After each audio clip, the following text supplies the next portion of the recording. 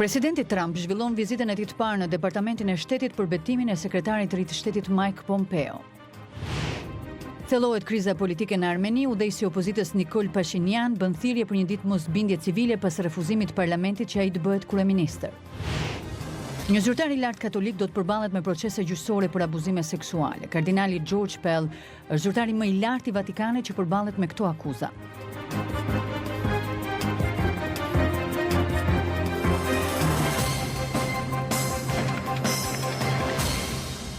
Mirëmbrëma dhe mirë se vini në programin e Zërit të Amerikës Ditari. Unë jam Menada Zaimi. Në këtë emision do të ndiqni në Kosovë, vëzhguesit thonë se lufta ndaj korrupsionit mbetet e mangët, posaçërisht në rastet e profilit të lartë. Komentet e tyre bëhen ndërsa nesër pritet të mbrinë në Prishtinë një delegacion i Bashkimit Evropian që do të vlerësoj punën e institucioneve në luftën kundër krimit të organizuar dhe korrupsionit. Do të flasim për largimet nëpër masa eksodit të venezuelianëve, çfarë mund krahasohet me krizën e refugjantëve sirianë. Na ndiqni.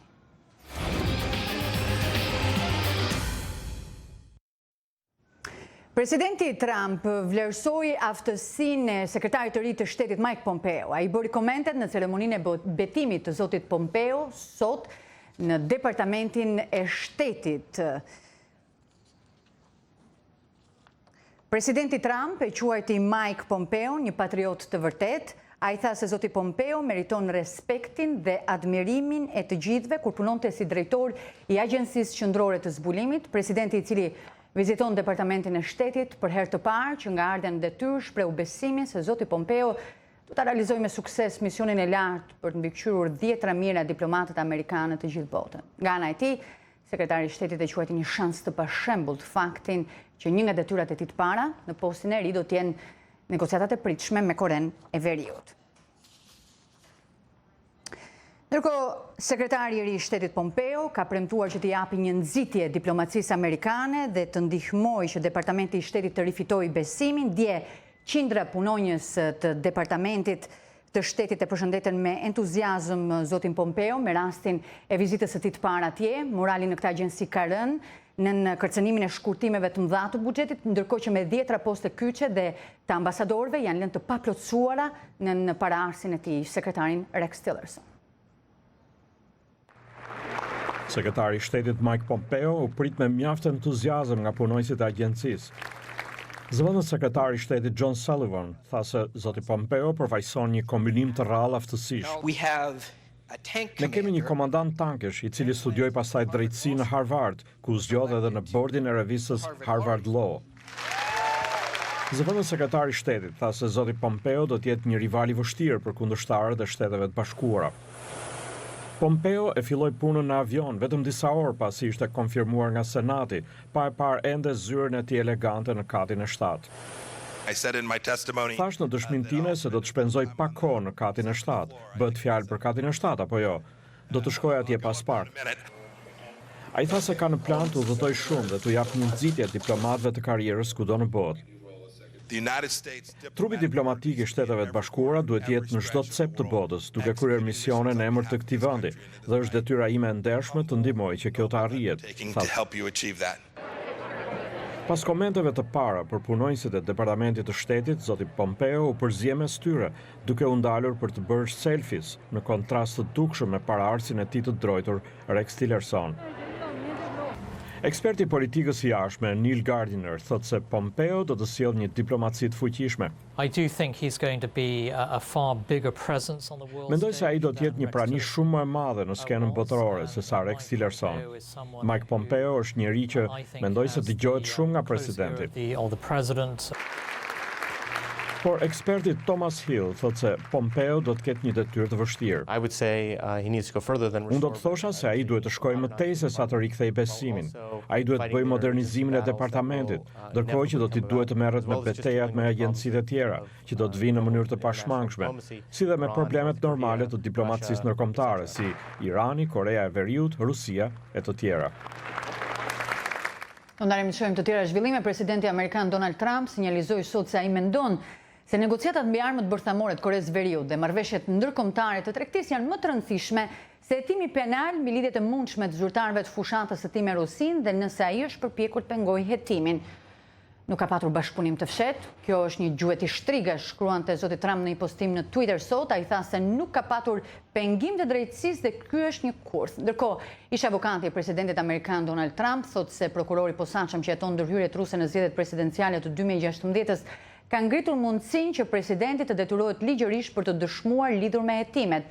John Dodd i tha agjencisë lajmeve Associated Press dhe Reuters se prokurori i posaçëm Robert Mueller e diskutoi mundësinë e thirrjes për të dëshmuar të presidentit Donald Trump gjatë një takimi me ekipin ligjor të presidentit në fillim të muajit mars. Komentet e zotit Dodd i konfirmoi një shkrim botuar më parë në gazetën The Washington Post. John Dodd dha dorëheqjen nga ekipi ligjor i zotit Trump menjëherë pas takimit me zotin Mueller. New York Times publikoi të martën një listë prej 44 pyetjesh bazuar tek të cilat, sipas gazetës, prokurori i posaçëm dëshiron të pyesë presidentin Trump si pjesë e hetimit të tij. Kriza politike në Armeni u thellua sot ndërsa udhëheqësi i opozitës Nikol Pashinyan bëri thirrje për një ditë mosbindjeje civile, pasi ligjvënësit të hodhën poshtë ofertën e tij për të bërë kryeministër, por përkrahasit e tij thonë se do t'i vazhdojnë përpjekjet. Protestuesit blokuan linjat kryesore të transportit si shprehje solidaritetit me Nikol Pashinyanin, i cili me gjithë mbështetjen e gjerë që gëzon, nuk u lejua për të bërë kryeministri i ardhshëm i Armenisë. Parlamenti votoi me 45 vota pro dhe 55 kundër Pashinyanit.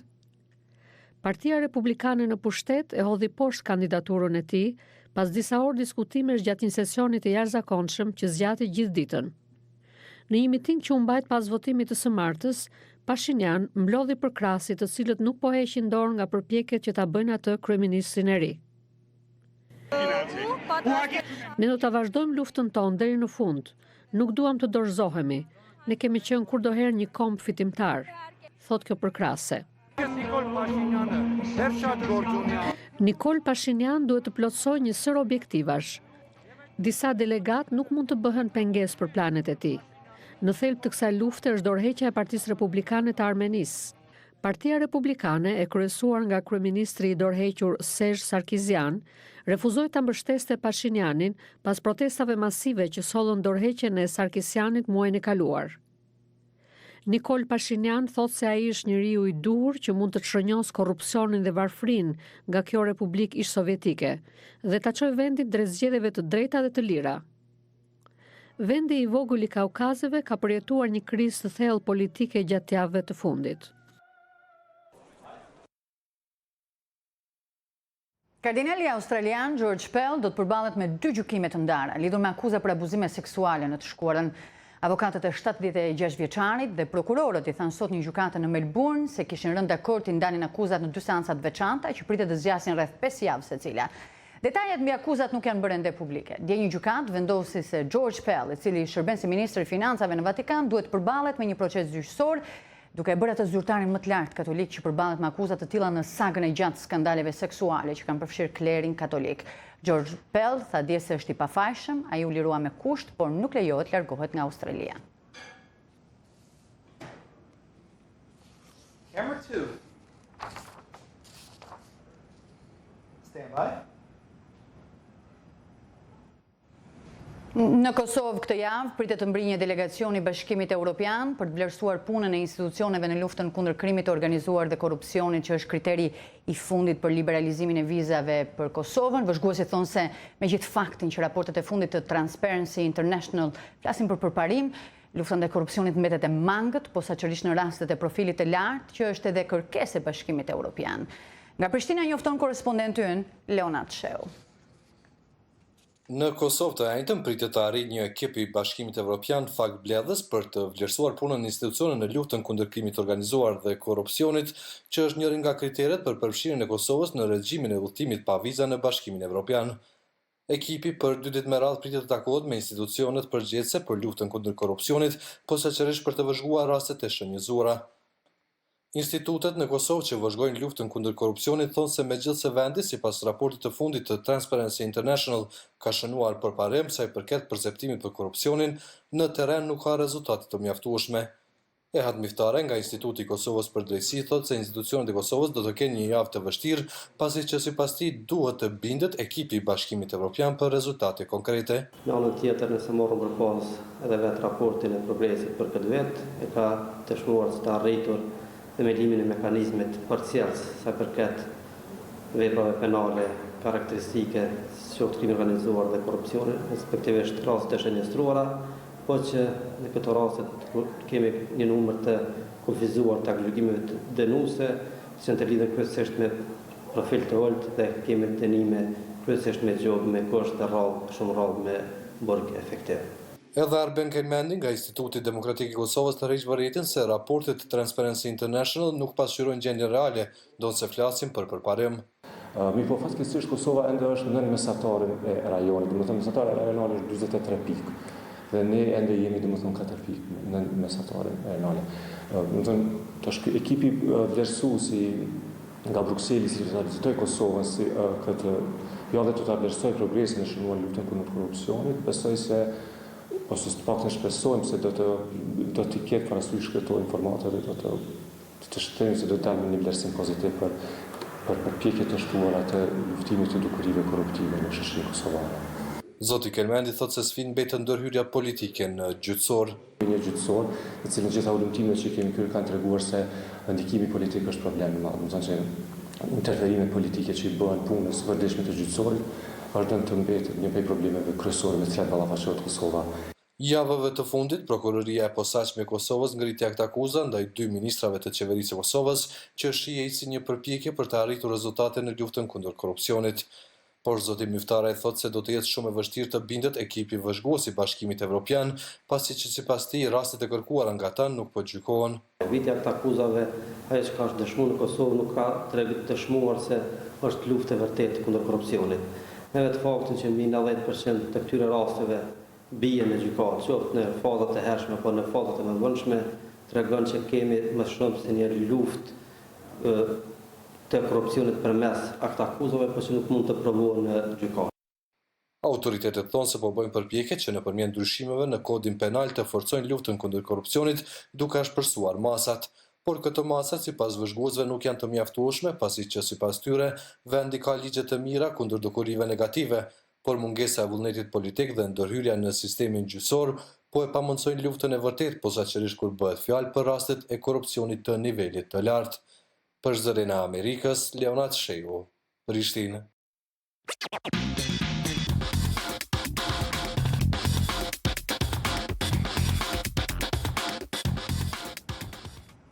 Në Lezhë, zonat e mbrojtura natyrore po tërheqin një numër të madh vizitorësh, vendas dhe të huaj, duke mbështetur zhvillimin e turizmit. Drejtues të Agjencisë së Zonave të Mbrojtura thonë se vëmendje po i kushtohet edhe edukimit të mjedisor, veçanërisht të rinjve, me mbështetjen e një programi që financohet nga qeveria suedeze, të rinjtë të shkollave profesionale, po njihen me vlerat dhe rëndësinë e lagunës Kunevajn, e cila është dhe zona e parë mbrojtur në Shqipëri. Ndiqni për më shumë Plumsuda.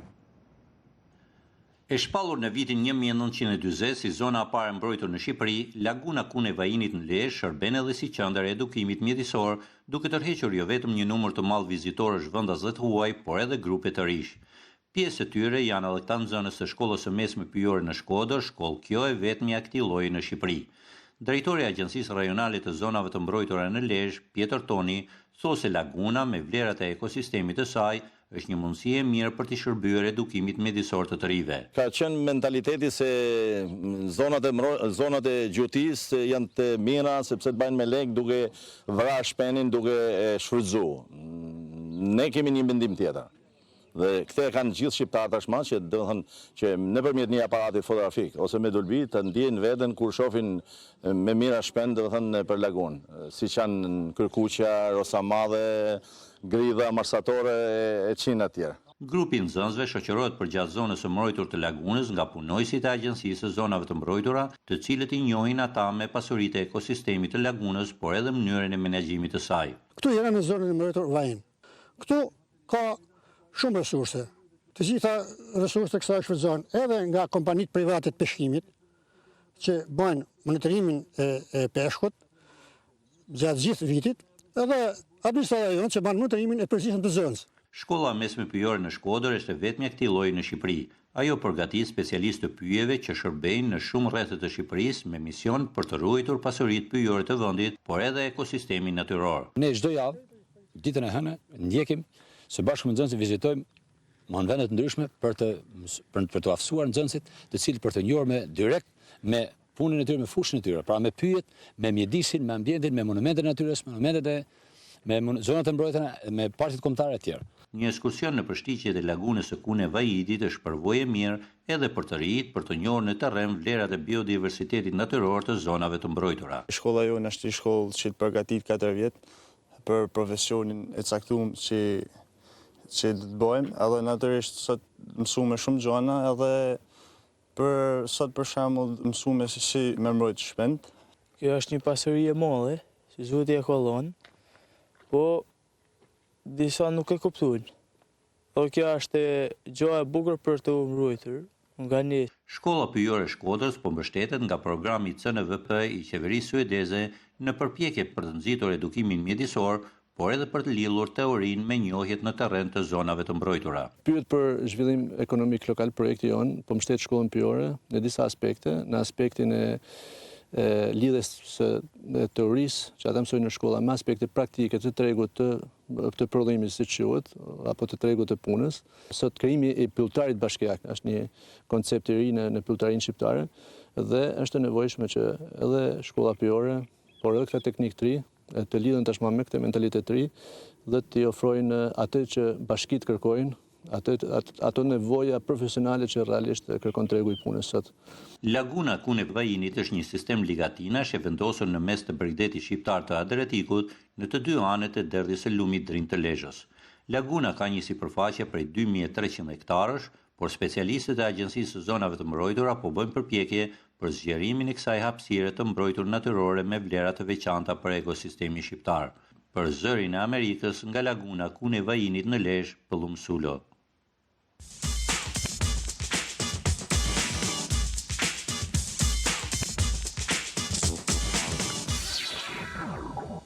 Banorët e Venezuelës po largojnë nga vendi i tyre në masë dhe eksodi i tyre mund krahasohet me krizën e refugjantëve sirian. Ndihma ndërkombëtare ka filluar të mbërritë tek njerëzit në nevojë. Shtetet e Bashkuara kanë njoftuar së fundmi $16 milion ndihma humanitare për vendet që ndihmojnë emigrantët nga Venezuela të sistemohen në vende të reja. Në Peru, një sipërmarrës po përpiqet të jap kontributin e tij për ndihmuar familjet nga Venezuela që të fillojnë një jetë të re. Korrespondentja e Zërit të Amerikës Cecilia Mendoza sjell hollësit. 19 vjeçarit Suker Alvarado ende i mbushin syt me lot kur kujton baban dhe gjyshërit e tij. Ata ngelen në Venezuelë kur ai dhe pjesa tjetër e familjes së tij emigruan në Peru 11 muaj më parë me xhepat bosh. Sí, pienso mucho en mi familia. Mendoj shumë për familjen time që kur isha i vogël u edukova në këtë frym të mos harxoja ushqim, të mos humbisja asnjë pikë uji, sepse e di që në Venezuelë ka shumë njerëz që do ta hanin atë kafshat të vogël që nuk e ke ngrënë ti. De verdad, uno sabe que en Venezuela hay muchas personas que les gustaría, pues. Ata u pritën në një strehimore në San Juan del Lurigancho në Peru. Ne ishim të parët që u pritëm nga zoti Rene. Sipërmarrësi peruan Rene Cabana hapi dyert e strehimores pasi pa valën e refugjatëve venezuelian në Peru që tani vlerësohet të ketë arritur në mbi 115.000 njerëz. Cabana krijoi strehimoren për të strehuar disa nga imigrantët në një lagje që tani me dashuri quhet Chamo, që do të thotë mik. Ndihem krenar sepse e fillova këtë pa menduar se veprimi im do të bënte aq shumë bujë. Unë mendoj se kur ju ofronin ndihmë është më mirë nëse të tjerët nuk e din këtë, por her pas here kemi nevojë për ndihmë nga komuniteti dhe nga bashkësia ndërkombëtare. Çdo dhomë në qendrën e refugjatëve është e pajisur me shtetër marinari për të strehuar numrin e rritje të venezuelianëve që vijnë çdo ditë. Falenderoj zotin Rene për mbështetjen që na ka dhënë. Zoti Rene është kryetari i bashkisë, ai na mbështet shumë. Ne gjithmonë marrim njerëz që kanë nevojë për një vend pune, thot Ricardo Tovar, imigrant nga Venezuela. Nisma ndihmon refugjatët venezuelian të gjejnë punë në mënyrë që ata të mund të mbështesin veten e tyre. Ricardo Tovar, i cili erdhi në Peru me gruan e tij dhe vajzën e tij, planifikon të rrisë familjen e tij këtu. Do të doja të kthehesha në vendin tim, por kam një fëmijë. Nuk mund ta rrezikoj fëmijën dhe familjen time duke i kthyer në një vend që vuan nga dhuna, uria dhe brengat. E dua vendin tim dhe do të jem shumë i kënaqur që edhe vajza ime do ta njohë atë. Të paktën këtu në Peru kanë vlerat e larta moral, në vendin tim vlerat kanë humbur, thot imigranti nga Venezuela. Më shumë se 1 milion imigrant venezuelian kanë ikur nga vendi i tyre që nga fillimi i kolapsit ekonomik të Venezuelës më shumë se 6 vjet më parë.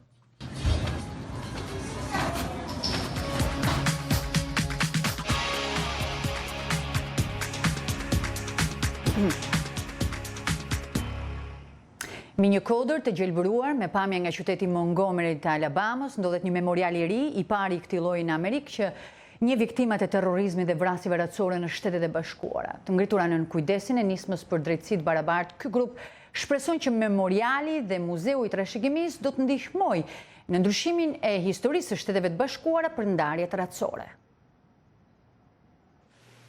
Ajo ka ardhur në Alabama nga Kalifornia e largët, për të qenë e pranishme në këtë moment, duke pritur në radhë që herët për të marrë një bilet për ditën e hapjes së muzeumit të trashëgimisë.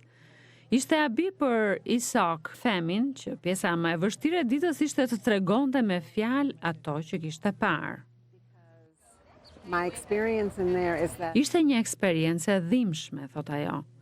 Ndërtuar në vendin ku dikur ndodhej një kapanon sklevrish në Montgomery, dikur qendra e tregtisë së skleverëve në Shtetet e Bashkuara, Muzeu i Trashëgimisë është i mbushur me ekspozita që shërbejnë si një katalizator për të kuptuar ato që ka përjetuar historikisht popullsia me ngjyrë në Shtetet e Bashkuara. 5.000 zezak janë vrarë nga vitet 1880 deri në vitin 1940. Udhëheqësi të drejtave civile i përndeshmi Jesse Jackson e ka mbështetur që në fillim ngritjen e muzeut dhe memorialit kombëtar për paqe dhe drejtësi, një monument masiv i shtrirë tek një park që nderon viktimat dhe hedh dritë tek realiteti i trashëgimisë së skleverëve. Ne duhet të përballemi me të vërtetën e origjinës son. Jemi një shoqëri që kemi kaluar gjenocid, skllavëri, epokën e Jim Crowit, thot Jackson. Por jo një shoqëri që ka kaluar ndarjet racore, thot Mark Potok, një ish-punonjës i qendrës ligjore të varfërisë së Jugut. Janë të bardhët e këtij vendi dhe sidomos në jug, ata që nuk kanë dëshirë të përballen drejt për drejt me të kaluarën. Mark Potok thot se racizmi dhe fanatizmi, sidomos në shtetin ku sot ndodhet muzeumi dhe memoriali, nuk janë pranuar ende në librat e historisë. Ja vlen të kujtosh se shumë pak vite më parë, shumica e popullsisë së bardhë të Alabamës votuan për të ruajtur ndarjet racore në shkolla bazuar në kushtetutën e shtetit të tyre. Jesse Jackson mendon se pengesa më e madhe për përparimin sot është mos pjesëmarrja në votime. Në ju ka 4 milion zezak që nuk janë regjistruar të votojnë. Kjo është mënyra për të ecur përpara, nuk është ajo e rrahjes së supremacistëve të bardhë në rrugën rreth Charlottesville-it. Mënyra më e mirë është ndryshimi i njerëzve që na përfaqësojnë. Isak Themi që sapo ka parë ekspozitat që zbulojnë të vërteta, të fuqishme dhe të trishtueshme, shesh shpresë tek njerëzit rreth saj. Dashuria që është treguar për ta bërë këtë muze, për kushtimi, kurajo dhe fakti që këtu vinë të gjithë, jo vetëm zezakët, edhe pse nuk mund të gjejnë fjalët e duhura, ata duan shërimin shpirtëror të Amerikës, duan që zemrat e tyre të jenë të lira. Presidenti Rus Vladimir Putin e ka identifikuar si përparësi kryesore zhvillimin e Arktikut gjatë mandatit aktual. Në ndetse, anije që çajnë akull dhe mjete ushtarake janë dislokuar në rajon, ndërkohë që Kremlini zotohet mbrojë interesat e tij. Në qytetin Vorkuta, brenda rrethit arktik, planet e Moskës janë pritur me optimizëm të matur. Banorët shpresojnë se Kremlini do t'u ofrojë mundësinë për një jetë më të mirë këtyre komuniteteve që kanë përjetuar shkatrimin ekonomik që nga rënia e Bashkimit Sovjetik. Henry Ridgwell njofton nga Londra. Erat e Arktikut përplasen me mbetjet e propagandës së vjetër komuniste, parullat sovjetike për pushtimin e Arktikut ku janë shkruar fjalët ne ndërtojmë të ardhmen e Rusisë, por brenda ndërtesat e Vorkutës janë poshatisur. Vizioni sovjetik për një komunitet vital në Arktik u braktis pas rënies së Bashkimit Sovjetik. Tani kjo ëndër po ringjallet. Presidenti rus Vladimir Putin foli në Moskë muajin e kaluar. Një numër projektesh të mëdha industriale janë ndërmarrë në Arktik. ato ndjekin standardet më të forta ekologjike, po forcojmë infrastrukturën e transportit, lundrimit dhe atë shkencore e ushtarake. Deri tani zoti Putin ka theksuar fuqinë ushtarake ruse. Për herë të parë që nga lufta e ftohtë, Rusia ka filluar të zhvillojë inkursione ajrore me avion luftarak mbi polin e veriut drejt kontinentit amerikan. Në fushat e ngrira me depozita qymyrguri për rreth Vorkutës, këto investime ende nuk kanë arritur. Qyteti u ndërtua me punë të detyruar nga të internuarit gjatë sistemit sovjetik të Gulagut. Pjesa më e madhe e minierave u mbyllën në vitet 1990. Por qymyrguri është një produkt i preferuar në Rusi, ku vjet eksportet e tij arritën vlerën rekord prej 13.5 miliard dollarësh në vit. Pronarët e minierave mund të luajnë një rol të rëndësishëm në planet e presidentit Putin për Arktikun. Aktualisht kemi depozita të mjaftueshme në minierat ekzistuese për të vazhduar me këto plane për 20 vjet. Në Vorkuta ka plot depozita të tjera që mund të shfrytëzohen më pas. Kritikët thonë se qymyrguri nuk u siguron një të ardhme të qëndrueshme komuniteteve ruse në Arktik.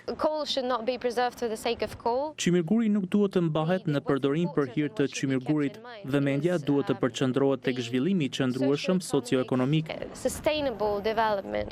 Disa po analizojnë vlerën turistike të Arktikut, po shtohet interesimi tek bukuritë natyrore të kësaj zone të egër për faunat interesante dhe komunitetet autoktone. Ata po krijojnë aktivitete të reja, qente racës husky që tërheqin slitat në akull, turizmi etnografik, turizmi i blegtorisë me drerët e stepave, por këto aktivitete janë njëkohësisht kërcënim për mënyrën lokale të jetesës dhe ekuilibrin lokal. Banorët lokal, por edhe njerëzit në të gjithë botën, nga Indonezia në Miami, të gjithë prekemi nga këto zhvillime, pasi Arktiku ndikon tek mbar globi. Kryebashkiaku i Vorkutës thotë se vetë mbijetesa e qytetit është në rrezik. Kemi plane gjigande për të ardhmen, por çdo gjë varet nga lidhja e fatit të qytetit me zhvillimin e Arktikut. Arktiku po shndrohet me shpejtësi në një arenë strategjike. Kjo mund të sjellë ndryshime themelore për këto komunitete që luftojnë për mbijetesë në hapësirat e ngrira në veriun e largët rus.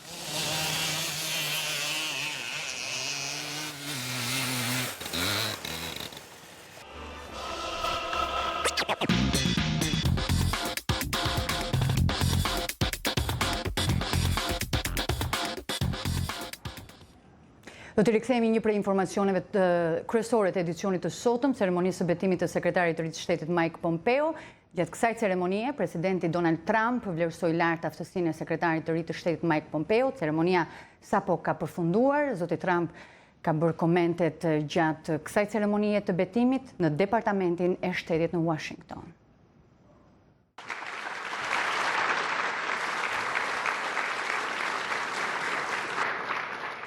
Mike is a true American patriot.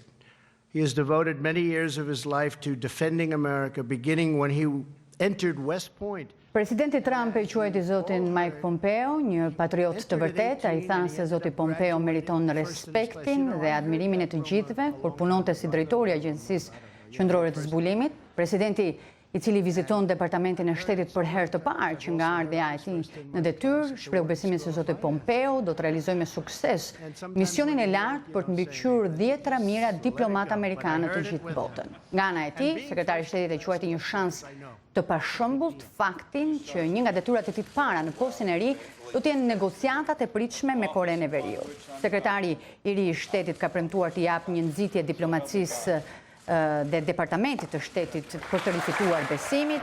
10 qindra punonjës të departamentit të shtetit e përshëndetën me entuziazëm zotin Pompeo me rastin e vizitës së tij atje.